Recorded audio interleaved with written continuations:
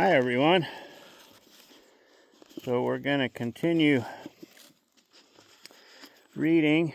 I brought you to another beautiful place. And we're reading True Friends Are Heaven Sent. We're on a bridge, old logging bridge. And we ended up on chapter 9. And this goes right into a little pun called special place. You know how everyone has that special secret place that fills them with joy, happiness, and a sense of comfort and safety? Well, Scooby and I had this special place. A place with a hot spring where we shared a duck blind. The same duck blind where my father and grandfather had started taking me when I was young. My grandfather had named this special place the Wonder Hole, where the ducks stay into the middle of winter due to the warm water, the place where I had shot my first mallard duck. This special place had the most spectacular mallard hunting, more so than any other place I have ever seen. Well, this place had become mine and Scooby's special place, where we enjoyed our time hanging out together, doing what we both loved the most, hunting ducks, relishing this time, knowing that we would again be back at work on the marsh come spring. Chapter 10, Spring. Springtime is when Mother Nature gets to show off many of her grand creations, her grandest being new life. Everything is awaiting the warmth of Mr. Sun to trigger their instincts to bring forth new life. The wildflowers and grasses will start to pop up out of the warmed soil. All of our hard work planting the corn and grain crops will pay off when we drive by and see the aisles of green sprouts reaching skywards like thousands of tiny arms reaching for the sun. All creatures are in their most brilliant colors, as if dressed in their finest garments to attract the attention of mates. Newborn life is born to carry on and replenish their species, to hopefully endure another year of all the great outdoors will provide, as well as take away from some of them. The marsh seems more alive in the spring than at any other time of the year.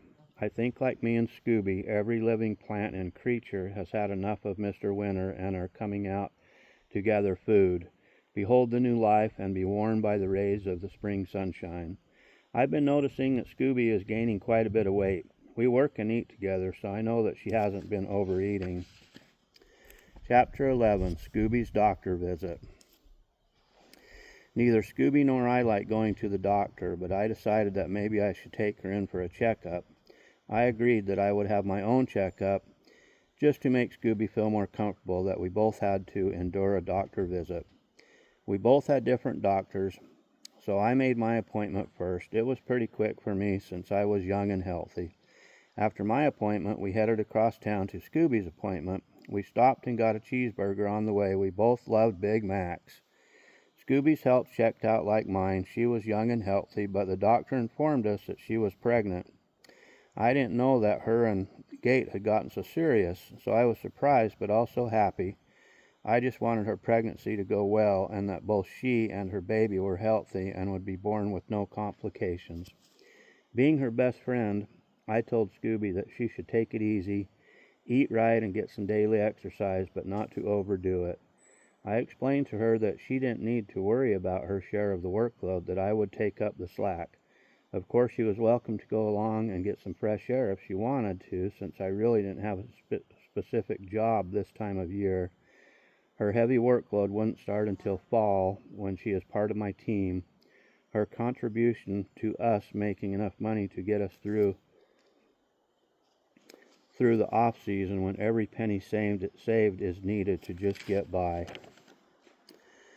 As spring turned to early summer, I began constructing a new lake where the Waterfowl Club had acquired more land. We named the up-and-coming lake Trade Lake. I had built dikes to surround the area that would hold the water to create the lake. Our hopes were that the wild plants that were edible for the birds would also provide natural nesting areas, as well as a stable food source for the nesting and for the upcoming migrating birds. As I sat and pondered about the migrating birds, their long-distance migration, how if they get off course due to bad weather, lack of food, and hunters diverting their course, they always find their way to their destination. I personally believe that long before us humans used the modern technology of satellites for GPS, all Mother Nature's creatures were using a born-in GPS system to navigate. Nature's creations were using a born-in GPS system to navigate. They just seem to know exactly where they are located and the path to their destination. Day, night, rain, snow, or driving winds seems to slow them down, but rarely stop their drive to strive forward. No matter what, they continue to make their treks and survive to raise another generation, another cycle of their breed. While I was out working on the lake, I didn't see much of Scooby. She stayed home, heavy into her pregnancy. We still had dinner together and a quick breakfast in the morning before I left to work on the marsh. She knew that I was there for her, and I would be there to care for her always. Chapter 13. It's time! August was here. The days were hot and muggy on the marsh. The horseflies, deerflies, and bloodthirsty trophy-sized mosquitoes were out in full forces this time of year. The amounts of them were unbelievable, clouds of them so thick they blocked out the sun like smoke coming off a huge wildfire. After a summer rain, they become even thicker. The added pools of standing water provided them with even more places to lay and hatch their billions and billions of eggs. The popping noise that a big ripe purple and green scissor-back horsefly makes when you slap it while it's trying to cut a small slash on your exposed skin is music to my ears. The bad thing is that music has way too many drumming sounds, and I furiously slap at all of my exposed skin, unable to reach those areas where it's humanly impossible to reach. Needless to say, many of the biting insects came out the victors. I had decided to hit the sack early that night, since tomorrow was going to be another long day of work, sweat, and fighting the hordes of insects. It was about midnight when I woke up and saw Scooby sitting next to me. I could tell that she was anxious about something, but after talking to her and giving her some comforting pets, she went back to her bed. She continued to be restless and fidgeting, not able to sleep. I dozed off a bit and was awakened by quiet grunts and whimpering. I turned on a light and saw that Scooby had given birth to a tiny miniature of herself, a beautiful little daughter. Scooby was giving birth here at home, all natural with no doctor to assist. I was confident that she was going to be an awesome mom, so I went back to bed to try to get some sleep. In what seemed like no time, Scooby woke me up as she stood by my bedside. She had given birth to another baby and had brought it into me as if she was saying, "Look at my beautiful baby." She was glowing with happiness, her eyes gleaming with pride. She took her baby and returned to the bed. I got up and followed her over, seeing several babies. Wow, I had never witnessed the miracle of birth. In my mind, there should be nurses and doctors ensuring that everything is all right. But here was my best friend doing it all on her own. I counted the babies, picking them up and examining each one to assure myself that they were all okay. Scooby had given birth to sextuplets, 4 daughters and 2 sons. The one that she had carried to my bedside was an exceptional large baby with feet bigger than his head. I was in awe at this miracle that had taken place. At the same time, I was also anxious and concerned that we now had 6 more mouths to feed and a limited amount of space inside our little home. It was pretty tight quarters with just Scooby and I living there. It seemed to me that Scooby was in disbelief herself over the sextuplets. Chapter 14. The Waterfowl Hunting Club was about 30 square miles, broken up into marshlands, big water, and miles of canals. There were many different access points that went to each separate area. All of these areas combined to make up one of the most highly rated waterfowl hunting clubs in the world. The club is full of traditions dating back more than 100 years to when the club was first founded. One part of these traditions were the handmade 23-foot-long skinny flat-bottom boats. We built these boats right out on the marsh and fitted them with some of the very first long-shaft marsh motors ever used. These motors had a long shaft that came off the motor at the back with a propeller at the end. Driving one of these is like holding on to a 10-foot long metal pole with a powerful propeller on the end of it.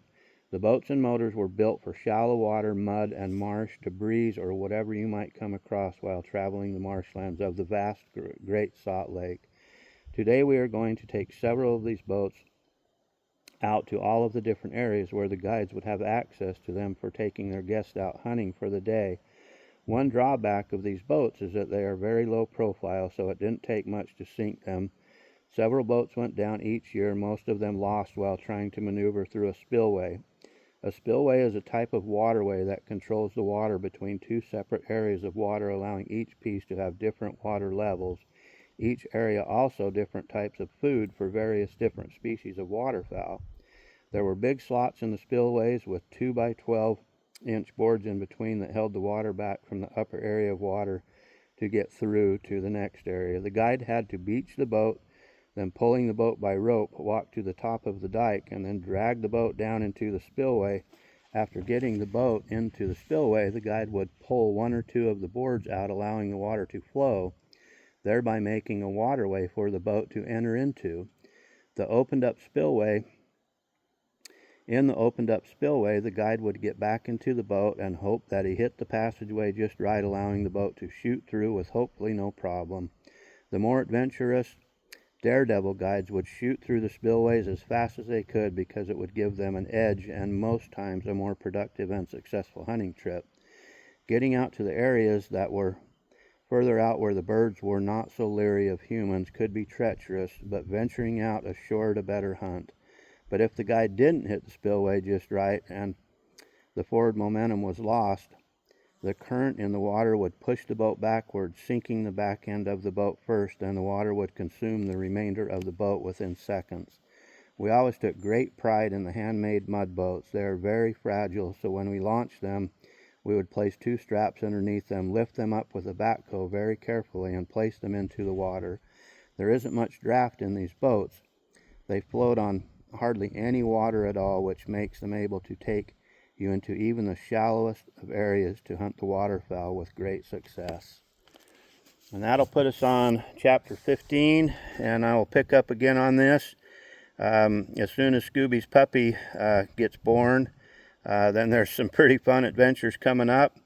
I'm looking forward to reading those to you. We are only on page 41, and we have got 443 pages left, so we've got a long ways to go. If you all want me to read longer, please let me know. Otherwise, I'll stick to about 4, 5, 6 chapters every time.